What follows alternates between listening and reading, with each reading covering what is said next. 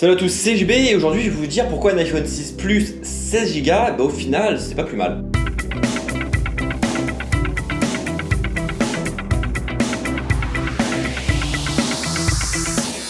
Alors vous devez le savoir, si vous me suivez depuis au minimum septembre 2014, j'ai acquis l'iPhone 6 Plus 16 Go et de tous les iPhones que j'ai eu depuis 2010, depuis l'iPhone 3GS, ça a été des iPhones 16 Go parce que à l'époque les 32 et 64, plutôt les 32 étaient très chers et surtout voilà, c'était l'histoire d'avoir un iPhone à l'époque. Donc maintenant j'ai un iPhone 6 Plus 16 Go, j'ai pris un 16 Go parce que de base je devais prendre un iPhone 6 en 64 Go, mais je me suis dit, quitte à prendre grand, prendre plus grand, prendre très grand. Et donc, les 64 Go, la somme qu'il y avait entre le 16 et 64, les 100 €, ont été mis dans un 6 Plus, et donc j'avais pas envie de rajouter encore 100 €, qui ferait 200 € de plus, donc pour avoir un 64 Go en 6 Plus.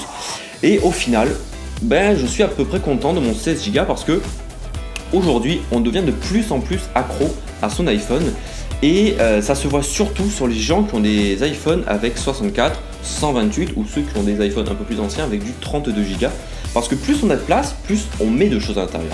Et donc plus on met de choses à l'intérieur, qu'on a du temps libre ou qu'on ne fait rien, eh bien on va sur son téléphone et on check ça et ça, plus ça et ça, qu'on n'aurait pas eu si on avait un iPhone avec une moindre capacité.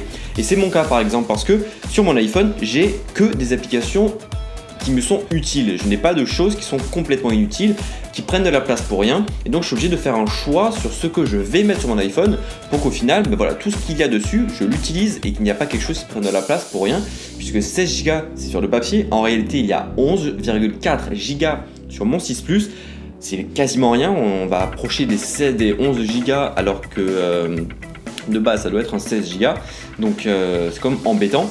Mais voilà, au final, je m'en sors bien parce que j'ai 21 applications sur cet iPhone, 21 applications qui sont à la plupart du temps faites avec des réseaux sociaux, faites avec de l'actualité et avec deux jeux tout simplement, parce que ça ne sert à rien d'avoir plus de jeux à mon avis, parce que plus on met de jeux, plus on a envie d'y jouer, et plus on a envie d'y jouer, plus on est sur son téléphone, et moins avec des gens et autres. Donc c'est un mauvais moyen d'avoir plus de capacité à mon sens. Mais après, je suis conscient que avoir plus de capacité comme du 64 ou du 128, ça peut être très utile quand on fait beaucoup de photos, beaucoup de vidéos et qu'on écoute beaucoup de musique.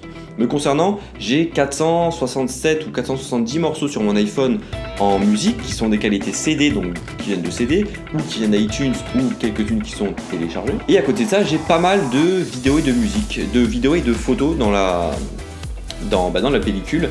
Alors certes, il y en a énormément qui viennent du flux de photos, mais c'est ce qui est bien parce que toutes les photos arrivent dans le flux de photos, donc elles ne prennent pas de place sur l'iPhone, il doit y en avoir 500 à peu près, et donc tout simplement on libère les 500 photos sur l'iPhone, ce qui fait qu'au final il me reste 2,2 ou 2,4 Go sur cet iPhone. Donc au final je suis bien sur cet iPhone puisque ça me permet d'utiliser cet iPhone comme moi je le souhaite, ne pas y passer sa journée entière dessus. Dès qu'on a checké Facebook, Twitter, Instagram, Snapchat et les mails, eh bien voilà, on s'arrête là et on va pas refaire des choses qu'on n'aurait pas fait si on n'avait pas les applications. Et ça, à mon avis, à mon sens, personnellement, je trouve ça bien parce que je vois beaucoup de monde qui ont des iPhones avec 32 voire 64 Go et qui ont des jeux mais à l'infini, ou alors qui ont des jeux en double. Par exemple, ils peuvent avoir Candy Crush normal, Candy Crush Saga, Candy Crush Soda, d'autres qui vont avoir Angry Birds 1, Angry Birds Rio, Angry Birds Star Wars, Angry Birds les derniers, je ne sais plus comment ils s'appellent. Donc plein de jeux qui se ressemblent et qui sont exactement les mêmes, à part des niveaux différents. Mais voilà, au final, ça sert à rien d'avoir 36 000 jeux qui font la même chose et ça prend de la place pour rien, on y joue donc on perd du temps. Donc voilà, pour moi, 16 Go, d'un côté c'est bien parce qu'on passe pas sa vie sur son téléphone, mais de l'autre, c'est quand même restreint parce qu'on ne peut pas prendre toutes les photos qu'on veut. En soirée, si on va à un concert ou autre, on est obligé à l'avance de vider son téléphone si on veut pas être à court de mémoire, de place sur son téléphone. Donc de ce côté-là, c'est négatif.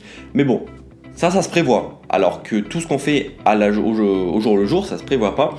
Donc au moins, on est free de faire ce qu'on veut, avec qui on veut, sans être dépendant tout le temps de son iPhone. Parce qu'aujourd'hui, on est de plus en plus dépendant à ce téléphone. Moi, le premier. Surtout qu'avec l'Apple Watch qui va arriver, on va être encore plus dépendant de tout le temps regarder sur sa montre une notification qui arrive. Donc voilà, il faut, à mon avis, laisser faire ce qu'on fait et arrêter de se cantonner tout le temps à se coller à son petit téléphone. Ça c'est mon avis personnel, je sais très bien qu'il n'est peut-être pas le vôtre. Dites-moi en commentaire qu'est-ce que vous pensez. Est-ce que vous pensez qu'avoir une très grosse capacité sur son téléphone c'est obligatoire, ou alors si avoir 16 Go et de faire en sorte que tout ce qu'on veut y mettre puisse y rentrer et ne pas mettre des choses inutiles, c'est bien aussi. Donc voilà, n'hésitez pas à venir ça en commentaire pour qu'on puisse échanger tous ensemble. Donc voilà, merci à tous d'avoir visionné cette vidéo. Vous pouvez me retrouver sur Twitter, Snapchat, Facebook, Instagram et sur la chaîne YouTube. Bien entendu, tous les liens sont dans la description de la vidéo. Allez, bye bye.